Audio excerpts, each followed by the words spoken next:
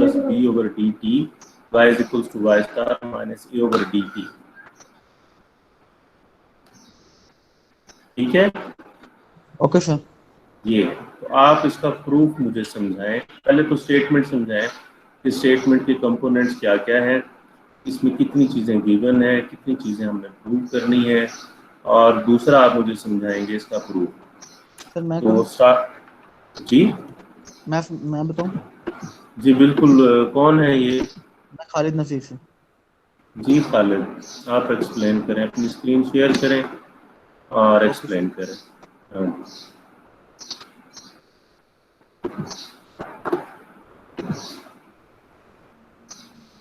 सब लोग जो भी क्वेश्चन करना चाहें कर सकते हैं।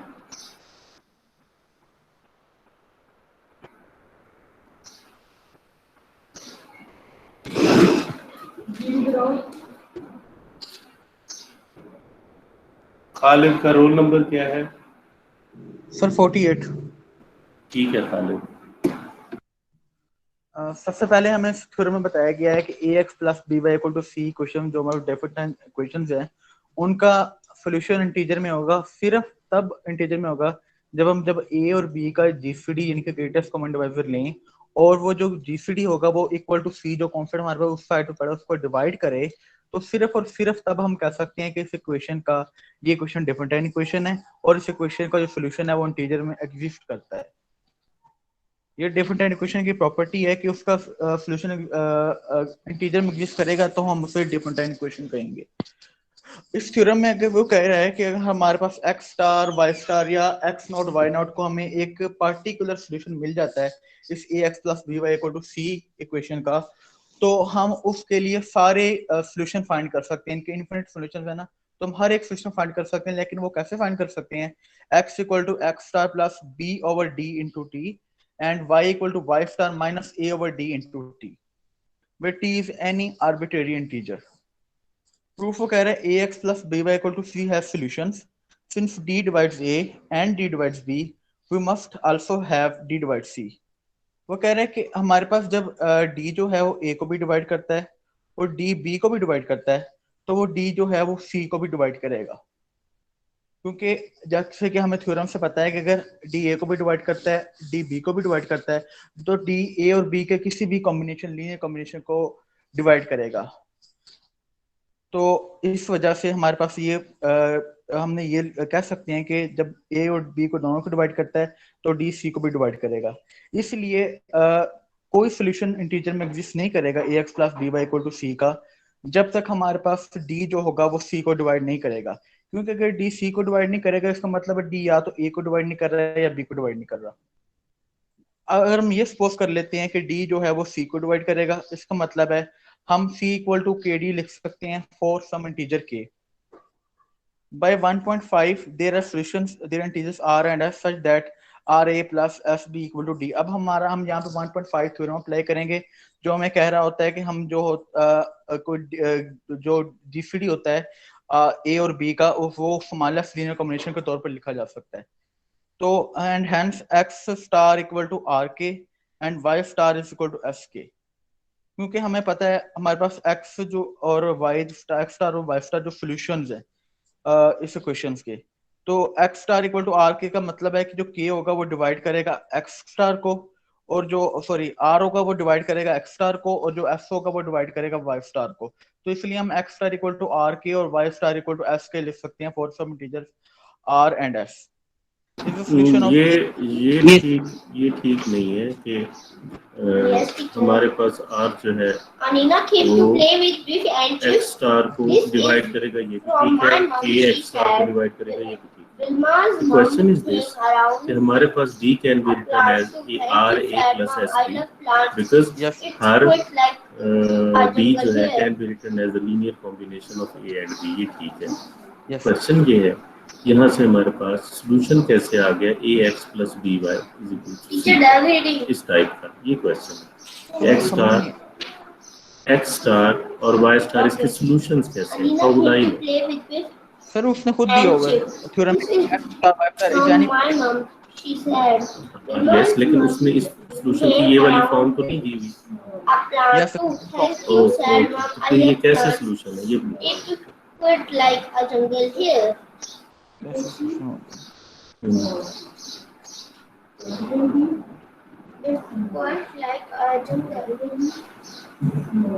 ये तो क्लियर हो गया ना कि C is equals to KD, C D को तकसीम करता है। Yes sir. अब मैं पूछ ही रहा हूँ आपसे कि ये सोल्यूशन कैसे हो गया, ये पूछ रहा हूँ। मैं समझ रहा हूँ सर, आप ये कह रहे हैं कि एक्स स्टार को हम आर की और वाई स्टार को एस की फॉर्म में कैसे लिख सकते हैं? एग्जैक्टली, सही समझे आप। इसकी रीजन है, उसने बता दिया, लेकिन आप बताएं ये कैसे लिख सकते हैं। मैं हेल्प करूं? Yes sir please. ओके, तो ऐसा है कि मेरे पास C, आपकी स्क्रीन आ जाती है, मेरे पास C किसके इक्वल है? KD, हाँ या ना? यस बिल्कुल। ओके, तो अगर मैं ये जो इक्वेशन आई है RA plus SB is equal to D, इस सारी इक्वेशन को मैं K से मल्टीप्लाई करता, मेरे पास ये क्या बन जाएगी? KD equal to KRA plus KSB। ये बन जाएगी RK into A plus SK into B is equal to KD, हाँ या ना? बिल्कुल सर। KD की जगह C लिख सकते हैं, बिल्कुल लिख सकते हैं सर। तो X की जगह RK आया हुआ है और Y की जगह SK आया हुआ है। आर की जगह X की जगह RK आया हुआ है, X की जगह। Yes sir yes sir. Y की जगह SK आया हुआ है। Yes sir. तो अगर मैं X स्टार RK और Y स्टार, सॉरी सर आपकी आवाज नहीं आ रही। ये रहेगा X की जगह RK A plus SKY is equal sir to आपकी SKB। जी जी, X की जगह RK पुट करें तो ये बन जाएगा RKA plus SKB is equal to KD। Yes sir. Satisfy होती है इक्वेशन। Yes sir. तो दैट्स व्हाई ये दो सॉल्यूशंस हैं। Okay okay sir. आप पूछ लें, अगर आपको समझ नहीं आया, आवाज नहीं आई कहीं तो फिर पूछ लें। ध्यान में आपकी कट की थी, मुझे समझ आ गया कि हमने के से मल्टीप्लाई कर देना, KD को हम C लिख देंगे और हमारे पास A इंटू KR और A into B into KS हो जाएगा। B इंटू KS जो होगा, SK होगा, वो Y बन जाएगा SK, और A इंटू RK जो होगा वो आपके X पास स्टार बन X जाएगा। बन जाएगा। तो ये पर्टिकुलर सॉल्यूशंस आ जाएंगे आपके पास। बिल्कुल सर। ओके,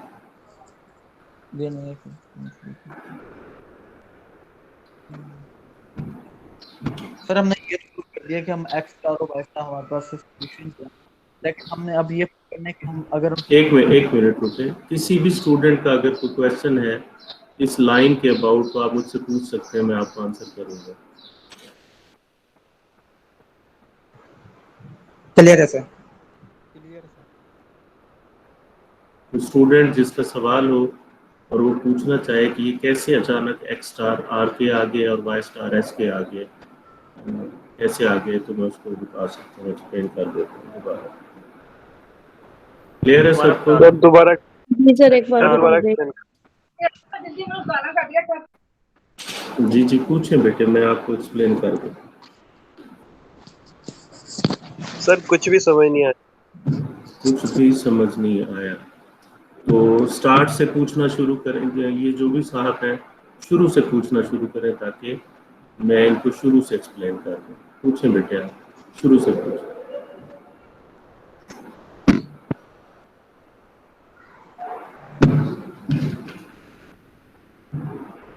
ये कौन है?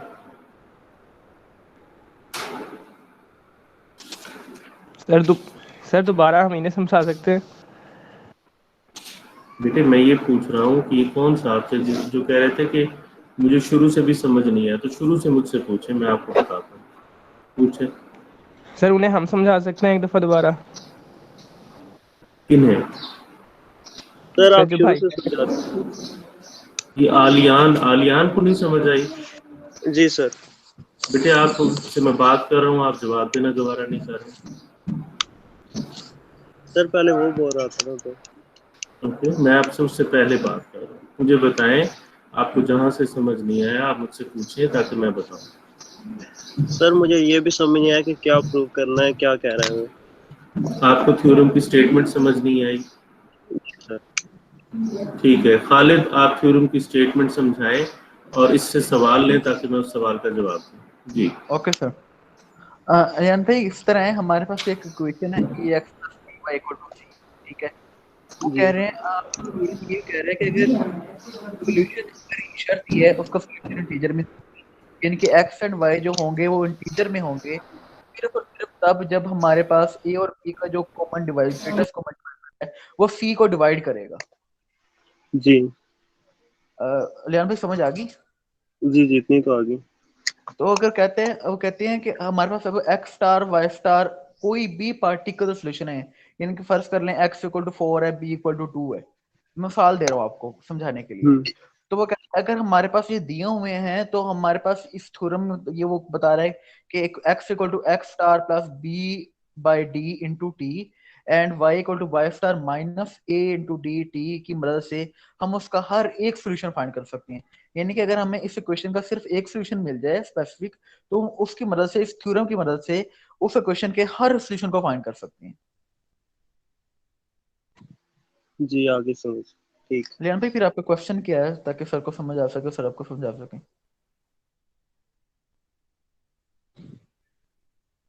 अगर आप कहें तो मैं आपको थोड़ा आगे बता देता हूँ। जी आगे भी बता दें। ठीक हो गया। अब फर्ज कर लें कि हमारे पास ax + by = c है सोल्यूशन।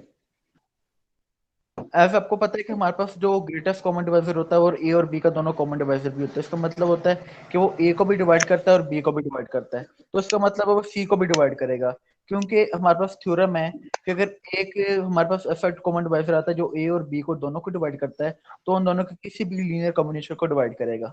ये समझ आ गया? जी इसका मतलब है कि अगर हमारे पास इंटीजर में सॉल्यूशन तब तक नहीं होगा अगर, यानी कि d डिवाइड c को नहीं करता, तो हमारे पास इंटीजर में सॉल्यूशन नहीं होगा। क्योंकि अगर d जो होगा वो c को डिवाइड नहीं करेगा, इसका मतलब है या तो वो a को नहीं डिवाइड कर रहा है या b को नहीं डिवाइड कर रहा। तो इसका मतलब है कि वो फिर उसका ये मतलब होगा कि उसका इंटीजर में सॉल्यूशन नहीं होगा। ठीक। ठीक है। अब हमारे पास अगर हम ये कहते हैं कि d डिवाइड करता है c को, तो उसका मतलब है हम c = kd लिख सकते हैं। क्योंकि जब d डिवाइड करेगा c को, हमारे पास एक होल इंटीजर आएगा, तो उसको हम d से मल्टीप्लाई करेंगे तो c की वैल्यू आ जाएगी। ये भी थ्योरम है 1.5 थ्योरम है। यानी कि अगर d डिवाइड करता है c को शुरू वालों में है, तो हम c = kd लिख सकते हैं और k कोई इंटीजर होगा। जी ठीक है लियान भाई? जी तो हमारे पास 1.5 थ्योरम है, उसके मुताबिक ये है कि हमारे पास जो ग्रेटेस्ट कॉमन डिवाइजर है वो a और b का स्मॉल f लीनियर कॉम्बिनेशन के तौर पर लिखा जा सकता है। इसीलिए उसने greatest common divisor = ra + f भी लिखा हुआ है। यानी कि ये a और b का लीनियर कॉम्बिनेशन है जहां पे हमारे पास r और f कोई भी इंटीजर है, पॉजिटिव इंटीजर। ये फिर समझा दी। ठीक हो गया। हमारे पास थ्योरम है जो ये कहता है कि हम ग्रेटेस्ट कॉमन डिवाइजर को a और b के लीनियर कॉम्बिनेशन के तौर पर लिख सकते हैं, स्मॉलेस्ट पॉजिटिव लीनियर कॉम्बिनेशन। जी ठीक।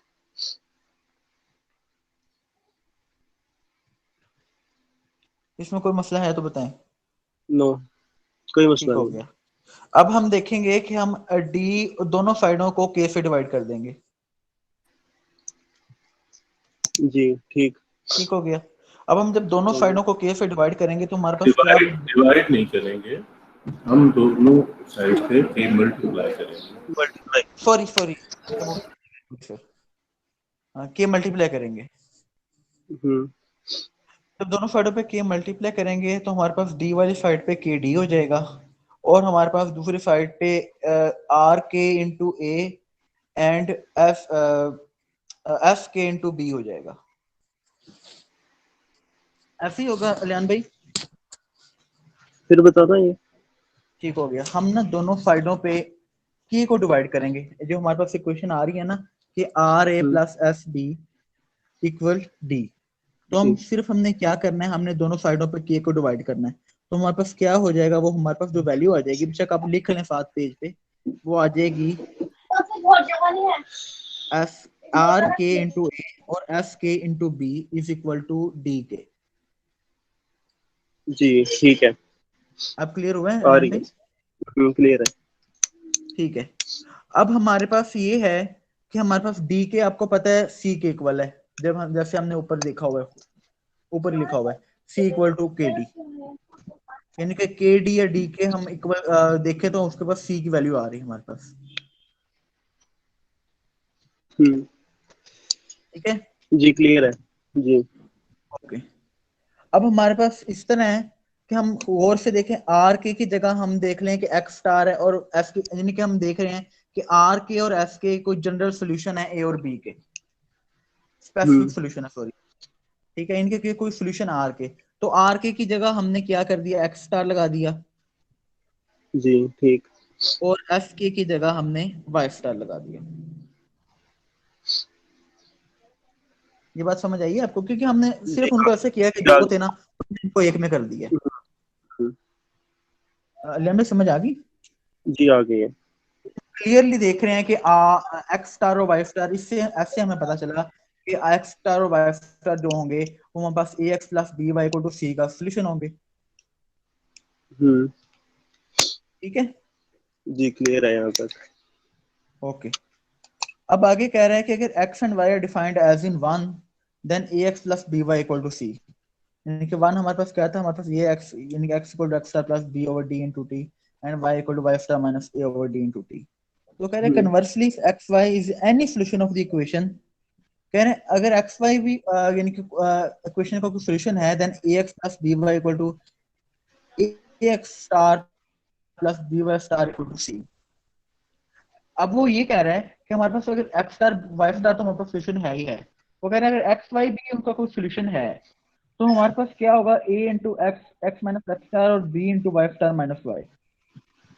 सर यहाँ पे थोड़ा बता सकते हैं ये कैसे आए? कौन सा क्वेश्चन है बेटे? सर वो हमारे पास कह रहा है कि अगर एक्स और वाई भी उनका सोल्यूशन हो, तो ये तो मुझे समझ आ गया कि प्लस बी वाई को तो लिख सकते हैं A X star plus B Y star equal to C. लेकिन ये कैसे होगा कि A into X minus X star और B into Y star minus Y? अच्छा, तो क्या हम लिख सकते हैं A X plus B Y is equal to C? बिल्कुल ये सही। इक्वेशन करने, इसको कोई नाम देते हैं इस equation, okay A sir. X plus B Y is equal to C. Okay sir. दे दिया नाम? Yes sir. क्या नाम दिया? एम दे दिए। चलो दूसरी इक्वेशन लिखें, A X star plus B Y star is equal to C. Plus B Y star equal to C. Yes sir, इसे एन दे दिए। इसका नाम क्या रखा? एन। इन दोनों इक्वेशन को सेपरेट करें। Okay sir. ये हो जाएगी A X minus A X star बल्कि से A X star plus B Y minus B Y star equal to zero हो जाएगी सर ये। हाँ इक्वल टू जीरो हो जाएगी। तो हम जब उधर जाएंगे, ठीक ठीक ठीक ठीक ठीक हो गया सर, ओके हो गया, एक्स माइनस एक्स स्टार हो जाएगी, उधर जाके B Y star minus Y हो जाएगी। कोई सवाल है तो करो। यस सर, यहाँ तक तो क्लियर है। Divide each side by d to get a over d into x minus x star b over d into y star minus y. Since a divides the right side and a divides b divides b equal to 1, from 1.7 to a b must divide y star. Ji sir clear है। Sir दोनों सी के equal है equation, तो हम इन्हें compare भी तो कर सकते हैं, तभी यही आंसर होगा।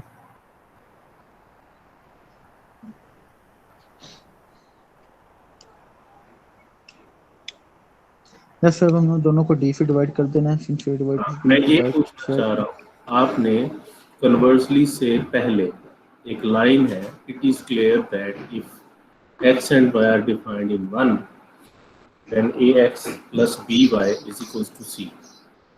ये जो लाइन है इसकी एक्सप्लेनेशन रिक्वायर्ड है।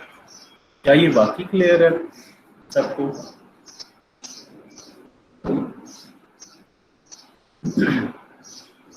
कन्वर्सली से पहले वाली तो ये कहना चाहता है कि जब हम डिफाइन है यानी कि जिस तरह है यानी कि x equal to x star plus d over dt, लेकिन सर हमने ये तो प्रूफ करना, फिर वो ये क्यों कह रहा है कि एज ऑन। नहीं, मैं तो पूछ रहा हूँ, अभी आपने सवाल नहीं किया किसी ने ना, अब मैं पूछ रहा हूँ, it is clear that if x and y are defined as in 1 then ax plus by is equal to c। क्या ये सबको क्लियर है? No sir. खालिद आपको क्लियर है? जी नो सर। सर किसी को क्लियर?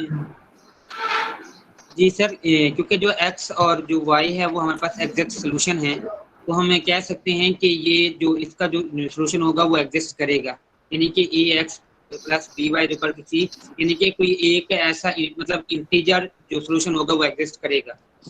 जो 1 के ना, तो हमें यही बता रहा है ना सर कि हमारे पास जो x है वो उसका जो सोल्यूशन। नहीं, ये नहीं कह रहा सर। मुझे ये समझ आई है कि वो ये कह रहा है, उसमें कहना ये चाहता है कि x भी उसका कोई सोल्यूशन होगा, क्योंकि वो x star plus b by t कर रहा है, और y भी कोई सोल्यूशन होगा उसका। सर ये कहना चाह रहा है कि मैं गलत?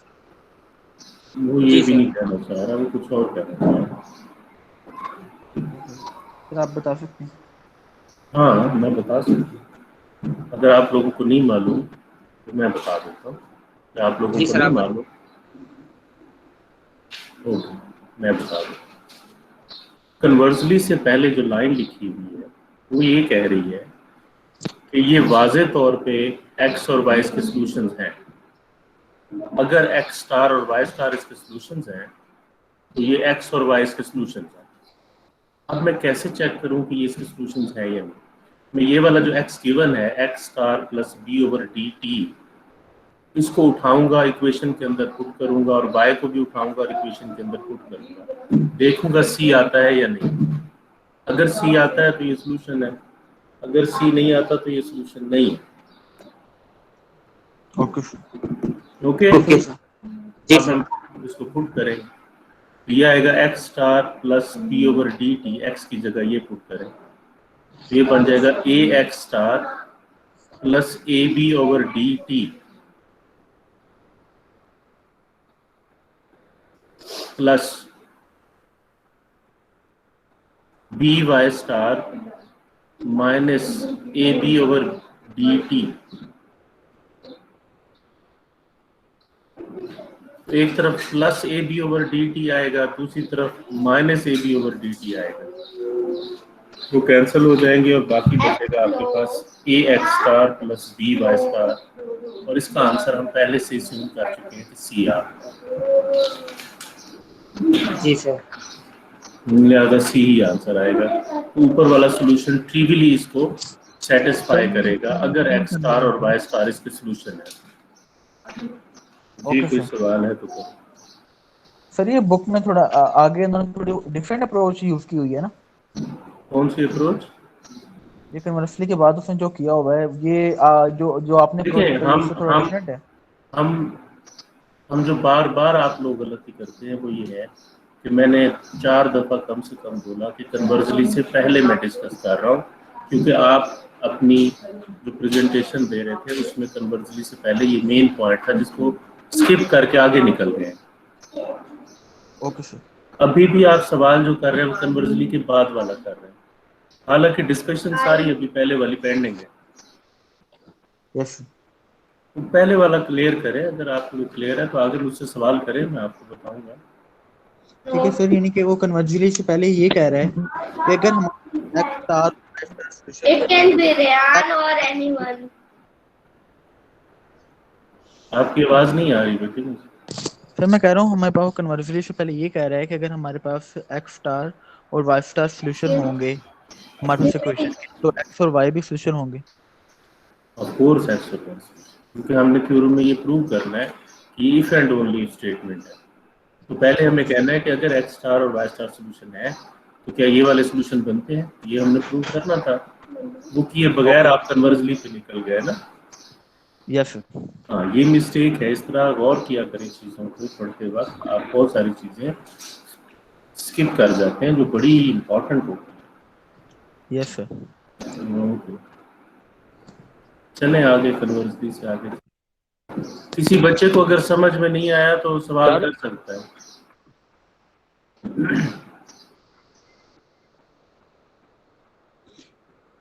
If xy is any solution of the equation, then ax plus by is equal to ax star plus by star equal to c. And thus ax minus x star equal to by star minus y. Divide each side by d to get a by d x minus x star equals b by d y star minus y. Since a by d divides the right side and a by d and b by d are relatively prime, then a by d must divide y star minus y. Yes, sir. फिर ये भी point है 1.7 के theorem number 2 second part का कि अगर a over d right side को divide करता है और a और b d और b ओवर d जो रिलेटिवली प्राइम है तो जो a ओवर d है वो must y star minus y को जरूर डिवाइड करेगा। तो इसका मतलब है कि हम लिख सकते हैं अगर a बाई डी डिवाइड करता है y स्टार माइनस y को तो हम लिख सकते हैं y star minus y equal to a over D T for some integer t, that is y equal to y star minus a over dt. Substituting this in a over d x minus x star equal to b over d y star minus y then gives x minus x star equal to b over dt and so x equal to x star plus b over dt. ठीक है sir?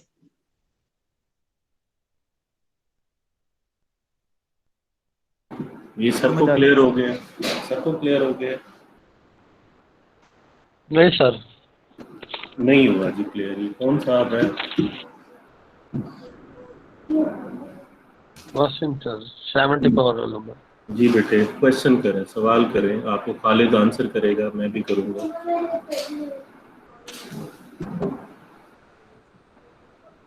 Khalid भाई थोड़ा सा theorem से start से शुरू करें। Okay यार ये तो बड़ा मजाक हो गया। आप सवाल करें बेटे, ऐसे नहीं होता। जो चीज स्टार्ट से 4 दफा शुरू हुई है स्टार्ट से फिर 4 दफा शुरू करें। आप सवाल करें। मैं सर शुरू से क्वेश्चन शुरू से करें, आपको इजाजत है, शुरू से करें। क्वेश्चन पहले करें ताकि हम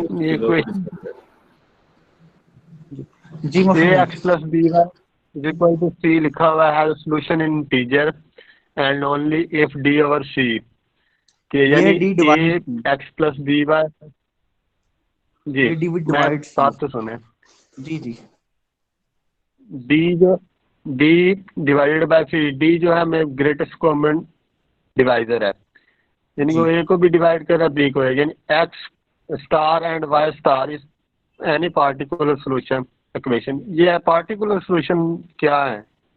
इसका मतलब ये है कि हमारे पास ax पार्टिकुलर मतलब है कि उनकी फिक्स वैल्यू है। फॉर एग्जांपल मैं मिसाल देता हूँ ax plus by equal to c equation है और x इक्वल टू 2 है y इक्वल टू 4 है, तो वो उनका एक सोल्यूशन है। तो हम उन्हें कहेंगे वो पार्टिकुलर सोल्यूशन है कि उनके कोई वो वेरिएबल नहीं है, उनकी एक फिक्स्ड वैल्यू है। ठीक, समझ आई है आपको? यानी कि वो फिक्स्ड वैल्यू है उनकी जी, वो वेरिएबल नहीं है। यानी कि ये फिर ये फिक्स यानी कि वो उनका कोई सॉल्यूशन सेट है जो फिक्स है जी, यानी कि x इक्वल टू यानी कि वो वेरिएबल की वैल्यूज होंगी कोई। हाँ जी, वो फिक्स्ड होंगी वो। और कोई क्वेश्चन मौसम भाई? जी चलें x is equal to x। आपके पास पेज पेंसिल है या आपने मैंने थोड़ा सा लेट ज्वाइन किया था मैं इस वजह से। मोहसिन आपके पास पेज पेंसिल है या आपने भी उठानी है पेज पेंसिल? जी मेरे पास पेज पेंसिल है, पेन भी है और रजिस्टर भी है सर। लिखें बेटे 3x प्लस 5y। नहीं मेरे पास है सर। ओके लिखें 3x plus 5y is equals to 1। 3x plus 5y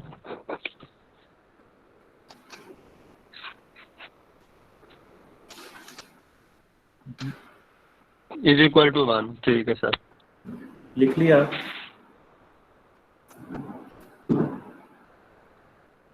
क्या आपने लिख लिया? लिख लिया। ठीक है, तो इसका मुझे बताएं सॉल्यूशन एग्जिस्ट करता है या नहीं? जी जी, क्या ये डॉल्फिन-टाइन इक्वेशन है या नहीं? क्या इसका सॉल्यूशन एग्जिस्ट करता है या नहीं, ये बताएं। जी मैंने लिखा है 3x + 5y = 1। तो क्या इसका सोल्यूशन एग्जिस्ट करता है? सर क्या कह रहे हैं 1 मिनट? इस इक्वेशन का इंटीजर सोल्यूशन एग्जिस्ट करता है या नहीं? या नहीं? इंटीजर है, अगर कोई इंटीजर x की जगह और y की जगह को पुट कर दे तो 1 के इक्वल आ जाएगा मेरे ख्याल से। नहीं, ख्याल नहीं बताना, हम यहाँ ख्यालात डिस्कस नहीं कर रहे। जी we are discussing the mathematics. आपको जस्टिफाई करना होता है कि वजह ये है, इस वजह से इसका सोल्यूशन एग्जिस्ट करता है। आपको वजह बतानी है, या वजह ये है और इसका सोल्यूशन इस वजह से एग्जिस्ट नहीं करता। आपको बेटे वजह बतानी है, ये पूछ रहा हूँ। आपको पता है कैसे बताई जाएगी वजह? सर मैं इसको अंडरस्टैंड नहीं कर रहा है, कुछ नहीं कर रहा, ये बताया जाएगा। ठीक है, सर समझ हम आ। समझाएं मोहसिन को। हाँ, अब खालिद जो है या कोई स्टूडेंट जो सर है मैं ये मोहसिन को समझाए। लेकिन भाई हमारे पास पता क्या है, मैं तो चाहता हूँ एक इक्वेशन अगर हमें दी गई है तो उसमें अगर हमने ये पता करना है कि उसको सोल्यूशन इंटीजर में यूज करता है कि नहीं करता, तो हम ये देखेंगे कि हमारे पास एक इक्वेशन जैसे हम ये 3x + 5y = 1 दी गई है। जी जी।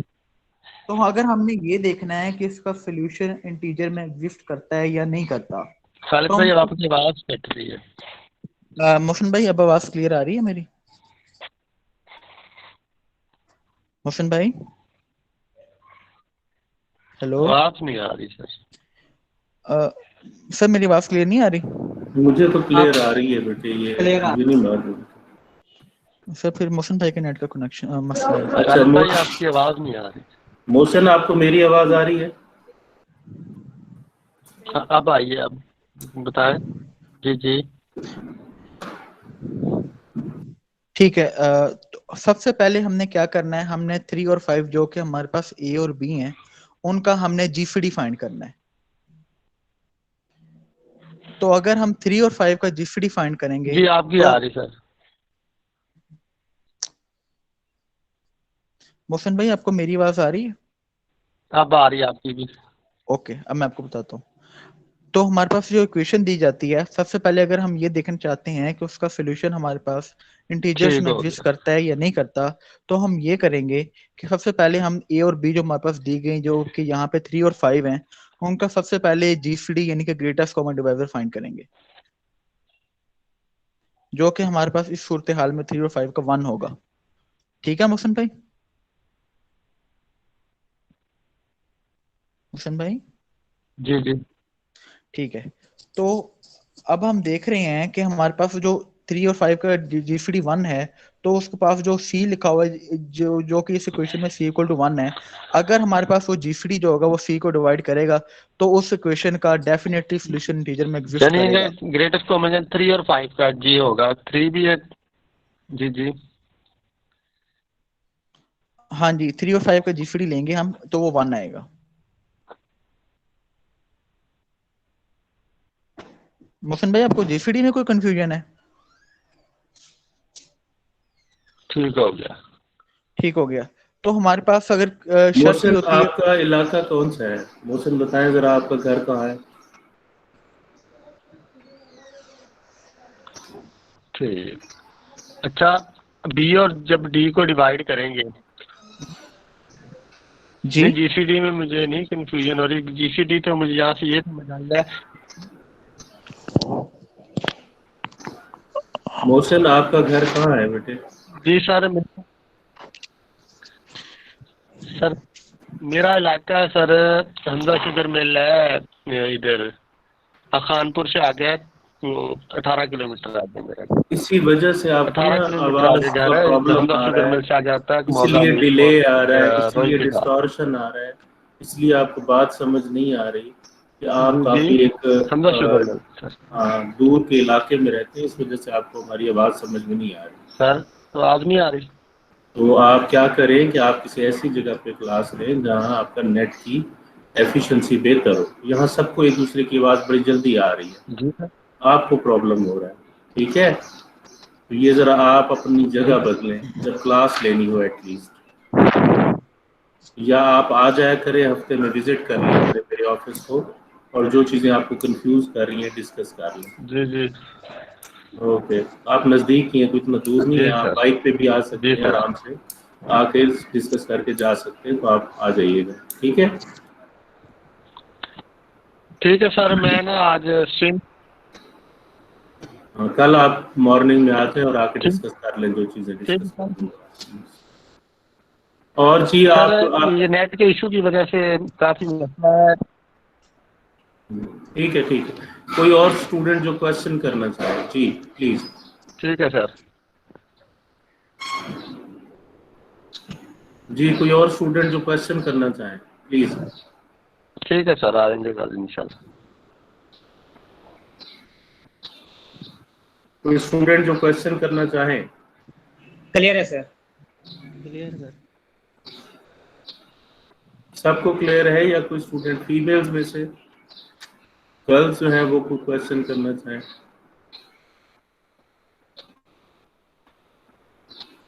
क्लियर है सर। ठीक है, तो क्लास एंड कर रहे हैं, अभी आपकी मैडम की क्लास शुरू होनी है, तो फिर आप लोगों से मिलते हैं बी सेक्शन से मैडम की क्लास के बाद। ओके सर पूछना ये था कि आपने कहा जैसे कि क्लास लूंगा, तो सर कल हमारी 9:15 बजे ना, जो कि आपकी क्लास है 9 बजे, तो 9:15 बजे हमारी अकॉर्डिंग टू शेड्यूल जो पहले थी कि हमारी लैब होती है,